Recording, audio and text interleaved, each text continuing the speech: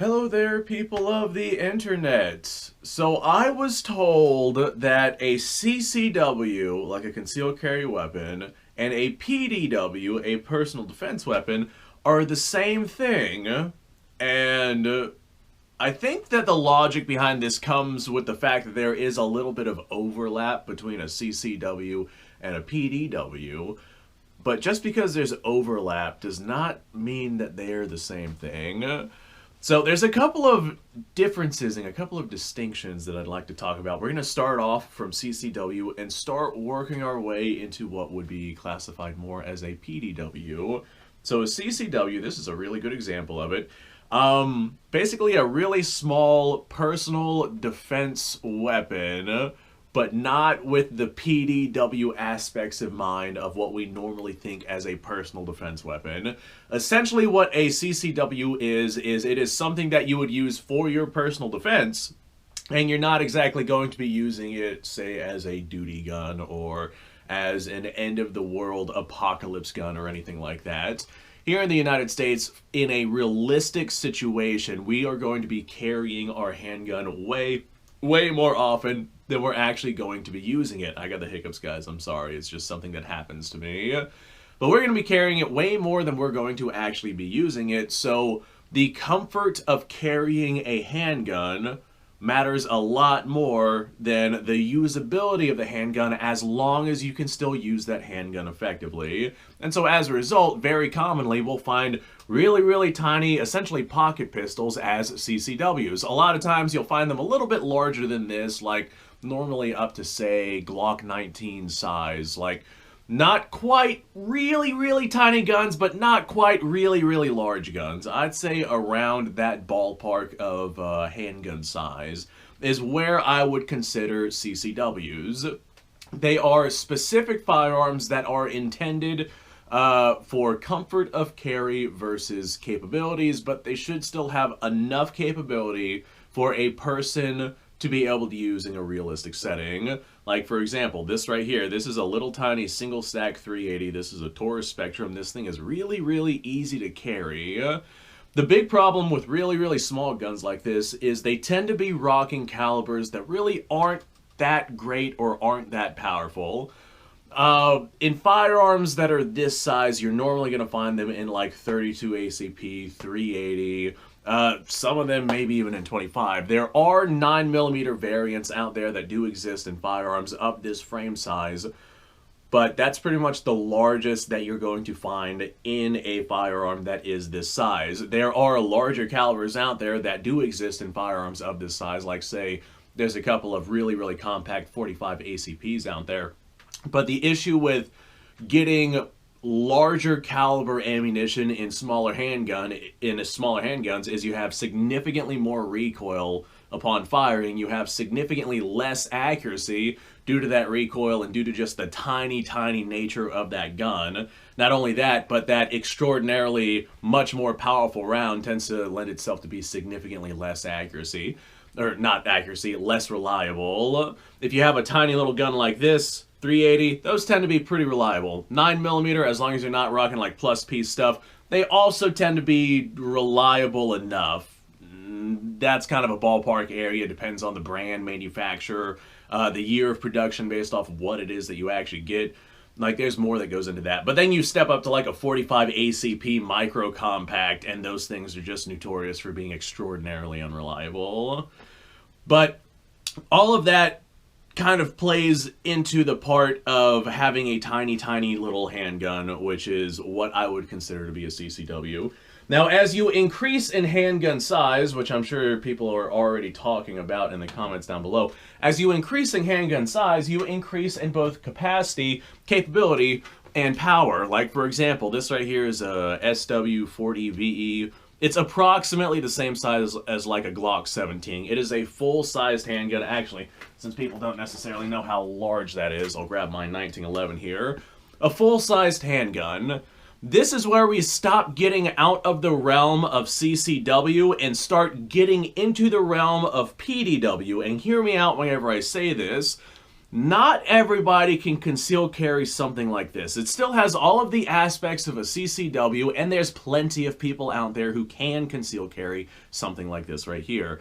It's just getting to the point to where it is beyond the scope of what most people would be willing to CCW, simply because something like this right here, it's big, it's heavy, it's large. Carrying this around is just not going to be the greatest of options. It is more powerful, it is larger. There are 9mm out there that are approximately this size as well, but those tend to be double stack and have more capacity. If you're rocking a single stack 8-shot 9mm 1911 sized handgun as your CCW, then that is just not that great of a choice. If you want to rock that big of a gun, then go out and get yourself a 45 ACP. But here's an example that I am going to pull out here. Here's an example of a full-size double-stack 9mm, and although you are just rocking 9mm ammo, which is a smaller style of ammunition than 45 ACP, since it's double-stack, you're carrying more ammunition. As a matter of fact, I think that you can get like 17-round mags for this particular handgun, plus one in the chamber, and that's significantly more than the single-stack 45 ACP 1911 with its 8-round capacity with its magazine I currently have inside of it. Now, I would still say we are kind of in the realms of CCW, but we are entering the realms of PDW. Like, for example, if we had something like this right here, and let's just say that SBR laws don't exist because they don't make sense at all. It's a law that is designed around something that was supposed to happen back whenever the NFA was first being adopted, and it didn't happen, but they kept the law, and it literally makes absolutely no sense whatsoever. But let's say that you have yourself this handgun, and you throw it into a chassis that has a stock on it, or I guess it would have like a pistol brace on it, just for the legalities of the nonsense that we have to deal with here in the United States.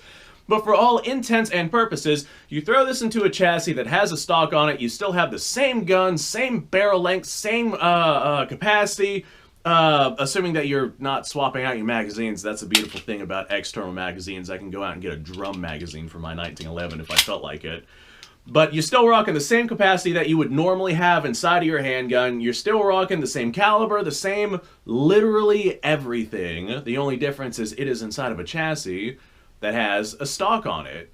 This way you can mount it to your shoulder, have 3 points of contact, and increase your accuracy and capabilities with that firearm just because of that chassis. So now we have the same gun with a couple of additional features, and I feel like most of us would start to consider that to be a PDW because it is less concealable than that of a handgun. But the handgun itself is already significantly less concealable than what most people would consider a CCW handgun. So this is where the overlapping gray area confusion comes in. But that PDW is still significantly less concealable than a regular old handgun just because of that chassis that you have to strap onto it that is going to increase the size significantly. Of course, there's pretty large handguns out there. Like I got a Colt Walker revolver, and I've shown it off on the channel before, and the full size of the 1911 is just the length of the barrel on the Colt Walker. People, like, just showing it on video does not show how large of a handgun this actually is, because the frame and the grip and the cylinder and all the additional stuff, like, the 1911 makes up about half the size of that handgun, and that handgun is certainly not a CCW handgun. But does it fall into the realms of a PDW? I don't think that it really falls into those realms either. Now, as we start increasing capabilities, and not necessarily... how do I want to say this? As we start increasing capabilities with the handgun, not necessarily based off of a handgun, but starting to get based off of other platforms as well. Do I have a good example? As a matter of fact, I will grab this right here, if I can manage to grab it. This right here is an M1 carbine, however it is you feel like pronouncing that. Chambered in 30 caliber carbine, 15 round capacity standard. You can go out and get 30 round capacity mags for this if you want. Semi-automatic. These have about the same power as a 357 Magnum, and they're rated to be effective out to about 300 yards, which is well in excess of what most people would consider handguns to be effective at. But this is definitely a handgun cartridge. Even a 357 Magnum revolver, which has similar ballistics and capabilities to this cartridge, I'm not expecting somebody to make shots at 300 yards with that, but I have seen people make shots at 300 yards with something like this. And it's small, it's lightweight, it's handy. It is just a really, really good option for a PDW for anyone who wants to go and shell out the money for one of these. But we are absolutely starting to enter the realm of no longer being concealable and now legitimately leaning towards a PDW. Now, what happens if you got one of these, since the gas system on these allows it, if you have one of these that has a much shorter barrel on it and maybe a paratroop model that has a folding stock on it, still a PDW, but definitely more concealable. So if you do conceal something like that, does it become a CCW or a PDW?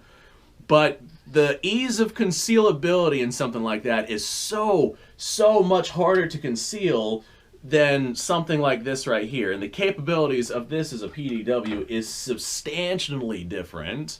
I am not making, oh, well, that's on the ground now. I am not making 300-yard shots with something like that, but I can do it with something like this. And even if we start looking into like more modern things, like if you have, I don't actually have one of these, but if you have, say, an AR that by legal standards has to be classified as a pistol because you have, I don't know, a 7-inch barrel on it and you have yourself a pistol brace on it, something like that right there would absolutely be classified as a PDW, but it absolutely is based off of a rifle platform. And the capabilities of that as a fighting firearm is significantly greater than that of just a standard CCW. But that right there, it is concealable. I'm not going to say that it's not. It's not easily concealable, not nearly as easily as, say, a CCW like this right here. But that is absolutely entering the realms of PDW, like a personal defense weapon. It doesn't quite have the power and capabilities as a normal rifle, but it definitely has the increase in capabilities in comparison to the normal old CCW. And as we increase size and power, now we're starting to get into like rifle territory versus just a PDW. Like, for example, take that same AR and then you go from a 7-inch barrel to a 10-inch barrel. Still a PDW. Now what about a 14.5-inch barrel? Under legal classifications, that would still be considered a pistol or an SBR if you went out and registered it, but most people would just toss a brace on that versus worrying about running through the NFA and whatnot. That 14.5-inch barrel as a pistol, would that still be considered a PDW? And then you increase that barrel length just ever so slightly, like to the point to where it's not going to make much of a difference at all. You increase that barrel length to 16 inches, and then it becomes classified as a rifle, even though that difference is so absolutely minimal. Of course, is the 16-inch rifle, is that still a PDW in comparison to, say, a 20-inch rifle? This right here is a 20-inch M16. This is probably my favorite rifle that I have out of all of my ARs. This is probably my favorite. But with that 20-inch barrel, that full-length rifle, like a 16-inch is more concealable because it's smaller. A lot of times you can even find ARs that have folding stocks if they have that little buffer tube adapter on it to where it allows you to cut off the buffer spring to where you can fold your stock. But it's certainly possible to be able to do something like that. But with that shorter barrel, it is definitely going to be more concealable than a long 20-inch barrel. But the 20-inch barrel definitely has more power and more capabilities.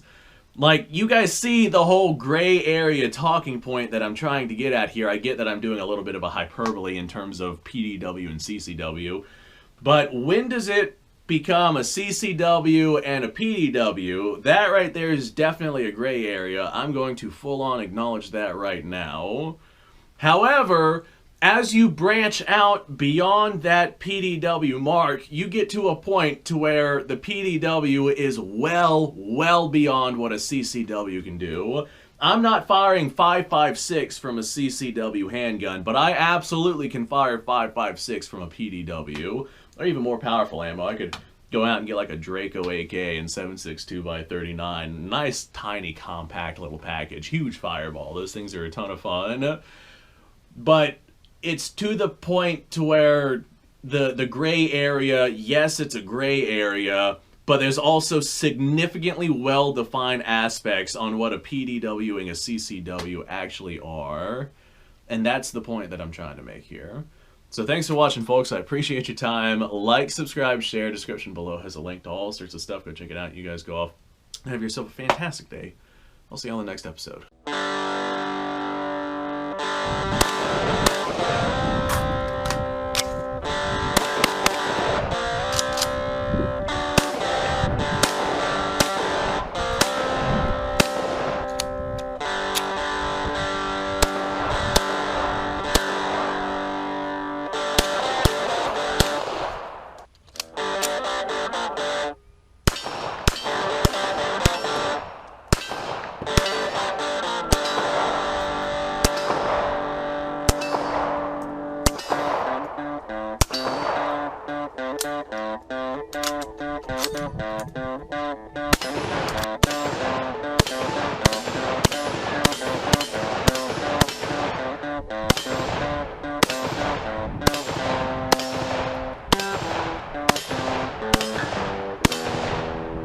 Been a little while since I've done this.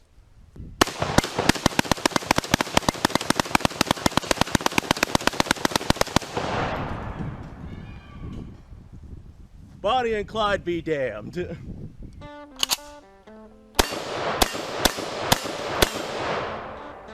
poor man's Garrett.